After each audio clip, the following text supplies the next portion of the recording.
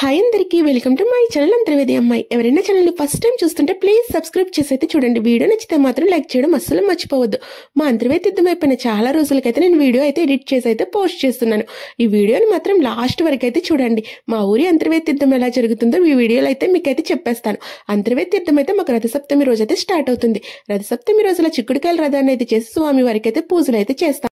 సరిగ్గా తీర్థానికి ముందు రోజు అంటే కళ్యాణం రోజు అయితే మాత్రం ఇలా మొత్తం అగ్నికుల క్షత్రియుల సంఘం వాళ్ళందరూ కూడా కలిపి గజమాలనైతే ఊరేగింపుగా తీసుకొచ్చి ఆలయ నిర్మాతల్లో ఒకరైన కొప్పనాతి కృష్ణమ్మ గారి మెడలో అయితే వేస్తారు. అసలు ర్యాలీ చేస్తారు. 2 కళ్ళు చాలవనుకోండి. రోడ్డు అసలు ఖాళీయే ఉండదు.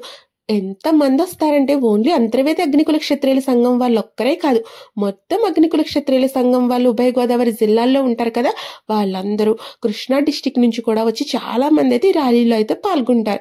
అసలు ఖాళీయే ఉండదు. రోడ్డు అయితే భలే ఉంటుంది చూడ్డానికి కూడా. ఇలా ఆయన మెడలో అయితే ఈ యొక్క మాలనైతే వేస్తారు. మాల వేసేటప్పుడు కానీ ర్యాలీ చేసేటప్పుడు కానీ మొత్తం అంతా జై కొప్పనాతి కృష్ణమ్మ, లక్ష్మీ నరసింహస్వామి జై జై అంటూ అలా పలుకుతూనే ఉంటారు వీళ్ళు.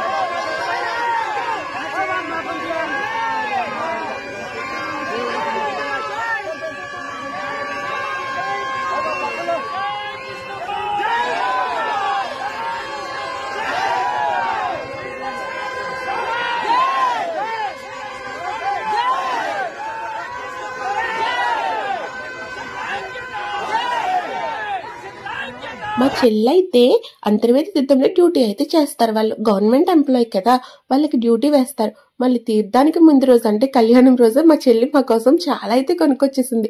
మెయిన్ చెరుగ్గళ్ళు కొనుక్కొచ్చింది. ఎక్కడ మా అమ్మ తర్వాత రోజు చెరుగ్గళ్ళు కొని మమ్మల్ని తీర్థంలో అవి పట్టుకుని మోయమంటుందో లేకపోతే మా అమ్మ మోస్తుందేమో అనేసి పాపం అది ముందు రోజే తీసుకొచ్చేసింది. మా అమ్మ తీర్థంలో పాపం ఏం కొనుక్కోదు, కానీ జీళ్ళు, ఖర్జూరం, చెరుగ్గళ్ళు ఇలా అయితే కొని ఇంటి దగ్గర వాళ్ళకైతే పంచిపెట్టేస్తుంది అనమాట. ఆ రోజు స్వామివారికి కళ్యాణం జరిపిస్తారు. మీకు ఒక విషయం చెప్పనా, ఇక్కడ స్వామివారి కళ్యాణానికి మేము ఇప్పటి వరకు వెళ్ళలేదు. స్వామివారి కళ్యాణానికి వెళ్ళాలి అంటే మా కళ్యాణాలు అయిపోవాలి. ఎందుకు ఇలా అన్నానంటే మా ఆయనలో మమ్మల్ని తీసుకెళ్లాలేమో. మా అమ్మ అయితే ఎప్పుడు కూడా మమ్మల్ని పంపించదు.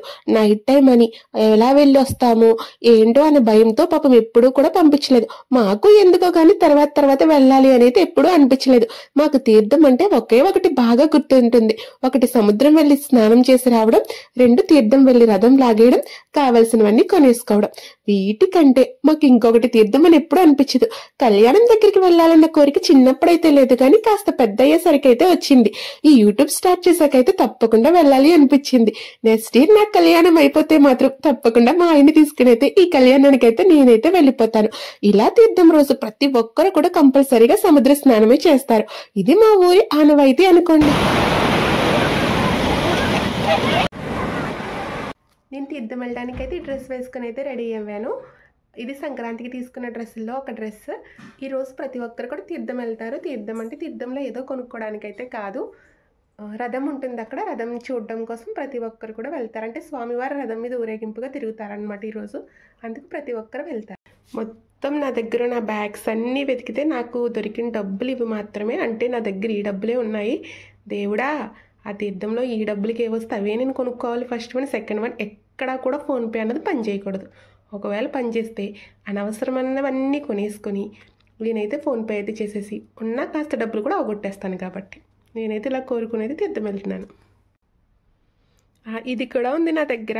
కాకపోతే ఏంటంటే ఇది 20 రూపీస్ కాయిన్. ఎందుకలే 20 రూపీస్ కాయిన్ జాగ్రత్తగా దాద్దాము అన్నట్టుగా ఈ కాయిన్ అయితే తీసుకెళ్ళట్లేదు. నా దగ్గర ఉన్నటువంటి 570 రూపీస్ మాత్రం పట్టుకెళ్తున్నాను. నా అవసరాలు 570తో అయిపోవాలని అయితే మాత్రం అనుకుంటున్నాను. మేము చిన్నప్పుడైతే తీర్థం బస్ మీద వెళ్ళేవాళ్ళం.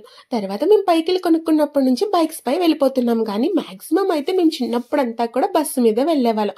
వెళ్ళేటప్పుడు మాత్రమే బస్సు ఉండేది. అంటే 1 వే అనమాట ఈ రోడ్డు. అప్పుడు ఇంత బాగా రోడ్డు అయితే ఉండేది కాదు, చాలా చిన్నగా ఉండేది. వచ్చేటప్పుడు బస్సు అయితే ఇటు తిరిగి వచ్చేది కాదు. అక్కడి నుంచి కొనుక్కున్న వస్తువులన్నీ పట్టుకుని దేవుడు అంటే నడుచుకుని అయితే వచ్చేవాళ్ళం. కాకపోతే ఇప్పుడు రోడ్డు బాగా వెడల్పు చేసేసారు. అంతేకాకుండా బస్సులు కూడా కొంచెం తగ్గించారేమో నాకెందుకు అనిపించింది అలా. రోడ్డు మీద వెళ్తున్నప్పుడు పెద్దగా బస్సులు అయితే తగలలేదు. అప్పట్లో స్కూల్ పిల్లలు అయితే రోడ్డు పక్కన కూర్చుని ఎన్ని బస్సులు వెళ్ళాయి, ఏ నెంబర్ బస్సులు వెళ్ళాయి, వెళ్ళిన నెంబర్ బస్ మళ్ళీ తిరిగి వెళ్ళిందా లేదా అని రాసుకుంటూ ఒక పేపర్ మీద అదొక వర్క్ లా చేసేవారు చాలా హ్యాపీగా. అంతేకాకుండా మాకు పండగ అంటే ఇంకొకటి గుర్తొచ్చే విషయం ఏంటంటే, మా అంతర్వేదిలో వాటర్ సమస్య చాలా ఎక్కువ. ఎంత వాటర్ ప్రాబ్లం అంటే అంతర్వేది వాళ్ళకు మాత్రమే తెలుస్తుందన్నమాట. అసలు వాటరే ఉండేది కాదు. అలాంటప్పుడు మాకు తీర్థం వచ్చిందంటే కాలువ నిండుగా వాటర్ వెళ్ళేది. అప్పట్లో బట్టలు ఉతుక్కోవాలన్నా ఏం చేయాలన్నా మేము కాలువల మీద ఆధారపడుతూ ఉండేవాళ్ళం అనమాట చిన్నప్పటి టైంలో. ఆ టైంలో అయితే మాత్రం చాలా మంది ఇంట్లో నుంచి రగ్గులు, బంతలు ఇలా ఏవైనా ఉంటాయి కదా, అవన్నీ అప్పుడైతే ఉతికేసేవారు. కాకపోతే అలా వాటర్ ని అలా పాడు చేయకూడదమ్మా, ఇవన్నీ కూడా అంతర్వేది దేవస్థానం దగ్గర ఉన్న చెరువు దగ్గరికి వెళ్తే వాటిని ఫిల్టర్ చేసి మంచినీటి కింద యూజ్ చేస్తారని చెప్పేవారు. అది నిజమో అబద్ధమో తెలియదు కానీ నేనైతే మాత్రం ఆ మాటలైతే బలంగా అయితే వినేశాను. అప్పట్లో అయితే మాత్రం మా తీర్థం అయితే ఇలాగే సాగేది మాకు చిన్నప్పుడు. ఇప్పుడైతే అన్ని ఫెసిలిటీస్ వచ్చేసాయి. తీర్థం వచ్చే వాళ్ళు మార్నింగ్ నుంచి ఈవినింగ్ వరకు కూడా తీర్థంలో ఉండిపోవచ్చు. భోజనానికి కూడా ఏమి ఇబ్బంది అయితే ఉండదు, ఎందుకంటే చాలా అన్న సత్రాలు అయితే ఉంటాయి. సత్రాలని పిలుస్తారు కదా, మీకు ఆల్రెడీ తెలిసే ఉంటుంది. ఇక్కడ చాలా మంది అయితే భోజనాలు అయితే పెడతారు. మాక్సిమం నేను ఎప్పుడు కౌంట్ చేయలేదు కానీ ఒక 10 వరకు అయితే సత్రాలు ఉంటాయేమో నాకు తెలిసి. అయితే ఇక్కడ మెడికల్ ఫెసిలిటీ కూడా అవైలబుల్ గానే ఉంటుంది తీర్థంలో, ఆ ప్రాబ్లం కూడా ఉండదు. ఫుడ్ కూడా చాలా బాగుంటుంది. తీర్థంలో అయితే మాత్రం హ్యాండ్ బ్యాగ్స్ హైలైట్ అని చెప్పాలి. నేనైతే అంతర్వేది తీర్థంలో హ్యాండ్ బ్యాగ్స్ అయితే కొనుక్కునేదాన్ని, కానీ ఈసారి ఎందుకో కొనుక్కోలేదు. మా చెల్లికి బ్యాగ్స్ బాగున్నాయో చూడు అంటే డప్పేసుకుని తిరిగినట్టుంటుంది, డప్పులా ఉంటుంది అని చెప్పింది అనమాట. ఇంకా నేనైతే ఆగిపోయాను అనుకోండి, కానీ చాలా బాగున్నాయి. ఆ బొమ్మలైతే ఎక్సలెంట్. ఒకప్పుడైతే నేను చాలా డబ్బులు అయితే వేస్ట్ చేసేసేదాన్ని. ఒక బొక్క సామానం కొనుక్కుని వెళ్ళినట్టు ఒక 4,000 రూపాయలు 5,000 రూపాయలు కొనుక్కునేది ఇంటికైతే వెళ్ళేదాన్ని. బట్ ఈసారి అయితే ఏంటో తెలియదు, చాలా స్ట్రాంగ్ గా ఏం కొనుక్కోకూడదు అనిపించింది, అందుకేం కొనుక్కోలేదు. అన్నిటికన్నా ముఖ్యంగా చెప్పాలి అంటే మాత్రం మేము వెళ్ళేసరికి అయితే రథం అయితే రెడీగా ఉంది స్టార్ట్ అవ్వడానికి. స్వామివారిని ఇంకా తీసుకుని అయితే రాలేదు. చాలా మంది అయితే అరటిపళ్ళు గెల్లైతే కడతారు, అంతేకాకుండా రథం మీదకైతే అరటిపళ్ళను అయితే విసురుతారు. అది కూడా ఒక సాంప్రదాయం అనుకోండి. ఆ అరటిపళ్ళను పైకి విసిరిన తర్వాత అరటిపళ్ళు కనుక మనం పట్టుకుని ఏదన్నా మొక్కుకుంటే కనుక అవుతుంది అట. నాకు ఆ తీర్థంలో ఒక అమ్మ అయితే చెప్పింది, నాకైతే ఇప్పటివరకు ఈ విషయం అయితే తెలియదు. బట్ నేనైతే చాలా అరటిపళ్ళు అయితే వేశాను. నా కోరిక తుస్సుమని పొద్దో ఏంటో తెలియదు కానీ ఒక్క అరటిపండు కూడా సరిగ్గా అయితే పడలేదు. ఒక డజన్ వరకు వేసేసాను అనుకోండి. అయినా సరే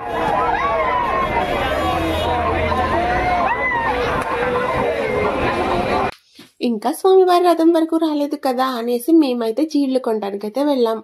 నిజంగా చేసే వ్యాపారం చిన్నదైనా పెద్దదైనా మనస్ఫూర్తిగా మాట్లాడితే అక్కడికే వెళ్ళి ఏదైనా కొనాలి అనిపిస్తుంది. ఒక 100 రూపాయల వస్తువు కొనే కాడ 200 రూపాయల వస్తువు అయితే కొనాలి అని అయితే మాత్రం తప్పకుండా అనిపిస్తుంది. ప్రతి ఒక్కరికి వ్యాపారస్తులకు ఆ లక్షణం అయితే ఉండదు. నిజంగా ఈ జీళ్లు ఖర్జూరం అమ్మే అతను ఉన్నారు చూసారా, ఎంత ప్రేమగా మాట్లాడుతున్నారో. మాకైతే ఇది ముసలి వాళ్ళకండి అంటే ఈ జీళ్లు తీసుకెళ్ళండి అమ్మా, మీరు ఈ జీళ్లు తీసుకోండి, ఇవి మంచివి, ఈ ఖర్జూరం అయితే తీసుకోండి, ఇంత ఖర్జూరం ఎందుకురా వేస్ట్ అయిపోతుంది కదా అనేది అతను చాలా బాగా మాట్లాడారు. ప్రతి ఒక్కరితో కూడా ఎంత బాగా మాట్లాడారంటే ఆప్యాయత అనేది అతన్ని చూసి నేర్చుకొచ్చేమో అనిపించింది. ఏ సీజన్ లో ఆ సీజన్ లో ఆ వ్యాపారం అయితే చేస్తారట సీజన్ బట్టి. నాకైతే భలే అనిపించింది. అక్కడ పనిచేస్తున్న వాళ్ళని కూడా చాలా గౌరవంగా పిలుస్తున్నారు. అక్కడ ఉన్నటువంటి అన్ని కూడా కొనుక్కునైతే వచ్చేయాలని అయితే అనిపించింది. భలే కూడా తూకం కూడా తూస్తున్నారు ఆయన, 1-2. ఇక స్వామివారిని అయితే రథం దగ్గరికి అయితే తీసుకువెళ్తున్నారు. రథం దగ్గరికి స్వామివారు వెళ్ళిన తర్వాత రథం అయితే స్టార్ట్ అయిపోతుంది. మా చెల్లి అయితే చెరుకు రసం, నేనైతే డ్రింక్ బాటిల్స్ అయితే తీసేసుకున్నాం. దాహం అయితే అసలు తట్టుకోలేకపోయాం. ఎందుకు ఈసారి మెడికల్ ఫెసిలిటీ ఉంటుందని చెప్పాను కదా, చూసారు కదా. ఇలా డాక్టర్లు నర్సులు అయితే మాత్రం తీర్థంలో అవైలబుల్ గానే ఉంటారు. పోలీసులు కూడా చాలా వరకు సపోర్ట్. మనం ఏమైనా కొనుక్కోవాలంటే మాక్సిమం తక్కువ రేటుకి తీర్థాల్లోనే వస్తాయేమో నాకైతే అనిపిస్తుంది, ఆన్లైన్ లో గానీ లేదంటే షాపుల్లో గానీ.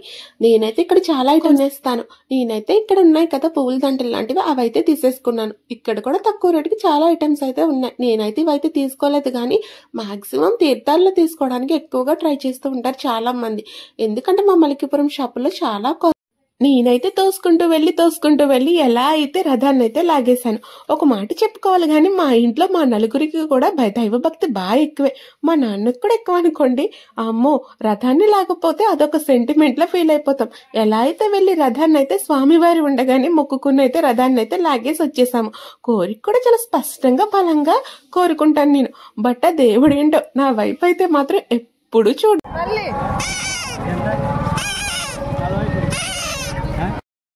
నాకైతే ఇంకా వీడియోలు తీయడం అయితే రావట్లేదు. అసలు ఎడిట్ చేయడం అస్సలే రావట్లేదు.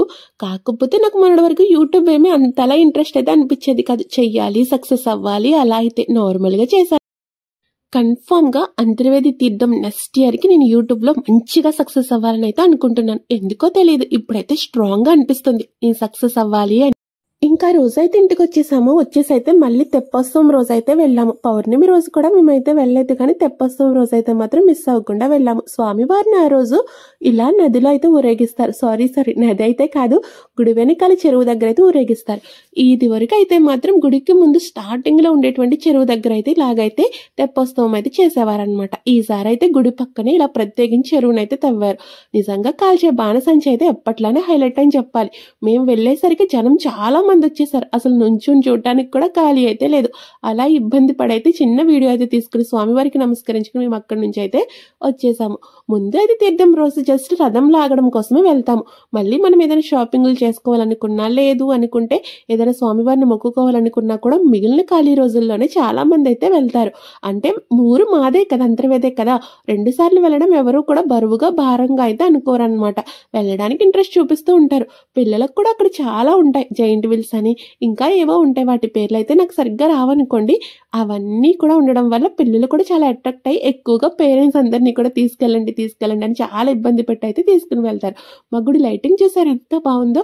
నిజంగా చాలా దగ్గర కూడా ప్రసాదాలు అయితే పెడుతూ ఉంటారు. మేము వెళ్ళిన రోజు అయితే పులిహోర అయితే పెడుతున్నారు. పెట్టే వాళ్ళు కూడా మాకు తెలిసిన వాళ్ళే, అందుకని చూసి అయితే నవ్వుతున్నారు అనమాట. అంతే కదా, ఎలా ఉన్నారు అని అడగకపోయినా కూడా ఒక స్మైల్ ఇస్తే మనల్ని నవ్వి అడిగినట్టే. తీర్థంలో లైటింగ్ అయితే ఎక్సలెంట్ అని చెప్పాలి, చాలా బాగుంటుంది. రోజు ఏదో ఒక కార్యక్రమాలు అయితే చేస్తూ ఉంటారు. మేము వెళ్ళిన రోజు అయితే ఇలా నృత్య ప్రదర్శన అయితే జరిగింది.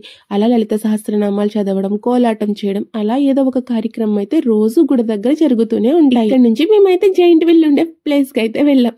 నా లైఫ్ లో వరస్ట్ డే గానీ, బ్యాడ్ ఎక్స్పీరియన్స్ గానీ ఏదైనా ఉంది అంటే ఈ జైంట్ వీల్ ఎక్కడమే అనుకోండి. వామ్మో, ప్రాణాలు పోతాయేమో అనిపించింది. నాకైతే గాల్లో ప్రాణాలు పోయాయి అని కూడా అనిపించింది. ఎంత టెన్షన్ పడ్డానో మాటల్లో అయితే చెప్పలేను. ఫస్ట్ టైం జైంట్ వీల్ ఎక్కడం. చూడడం అయితే అంతర్వేది తీర్థంలో చాలా సార్లు చూసాను, కానీ అది కాబట్టి సరిపోయింది. ఈ పక్కనైతే పిచ్చి పట్టినట్టు, దయ్యం పట్టినట్టు ఏంటేంటో తిరిగేస్తుంది. చాలా గేమ్స్ అయితే ఉన్నాయి. నేను ఆడదాం అనుకున్నాను, కానీ ఎందుకులే, డబ్బులు కూడా తుస్మనిపిస్తాం, మనకేది కలిసి రాదు కదా అని ముందుకైతే వెళ్ళలేదు. కానీ అక్కడ ఆడి డబ్బులు సంపాదించడానికి చాలా గేమ్స్ అయితే ఉన్నాయేమో అనిపించింది. నన్ను కూడా తెక్కిస్తే బాగుండేమో అనిపించింది. ఎందుకంటే నా భయానికి ఇదే బెటర్. నేను పిరికిదాన్ని అని తెలుసు, కానీ మరీ పిరికిదాన్ని అన్న విషయం ఆ రోజే తెలిసింది. పైకి వెళ్ళేసరికి బిగిసిపోయినట్టు అయిపోయింది అనమాట. ఆ ఫీలింగ్ ఎవరైనా కూడా వాళ్ళకి వాళ్ళు చూస్తేనే తెలుస్తుందేమో అనిపించింది. నిజంగా చాలా మంది అయితే భలే యాక్టివ్గా ఎక్కేస్తున్నారు. తిరిగి వచ్చినప్పుడు కూడా భలే స్మైల్ ఇస్తున్నారు. నా వల్లే కాలేకపోయింది. కానీ నైట్ అయితే మా కొనుక్కునే వస్తువులన్నీ కొనుక్కుని, తినే వస్తువులన్నీ కూడా తిని అంతర్వేది తీర్థానికి బై బై చెప్పి మేమైతే స్టార్ట్ అయితే అయిపోయాం ఇంటికి వచ్చేయడానికి. మళ్ళీ నైట్ అయిపోతే ఇబ్బంది అయిపోతుందని మేమైతే స్టార్ట్ అయిపోయాం. చూసారు లైటింగ్ కూడా నైట్ టైం కూడా ఎంత బాగుందో, చాలా చక్కగా ఉంటుంది చూడడానికి. మళ్ళీ అంతర్వేది తీర్థానికి అయితే మా జీవితాలన్నీ చాలా చక్కగా మారిపోవాలి. ఇప్పుడు బాగాలేదు అని అయితే కాదు, నెక్స్ట్ ఇయర్కి ఇంకా బాగుండాలి అని అయితే కోరుకుంటున్నాను నేనైతే. వీడియో అయితే ఇంతటితో అయితే అయిపోయింది. ఈ వీడియో నచ్చితే మాత్రం లైక్ చేయడం అయితే మర్చిపోవద్దు. ఛానల్ని కూడా సబ్స్క్రైబ్ చేసేది చూడండి. బాబు అంతర్వేదోళ్ళు మీరైతే ముఖ్యంగా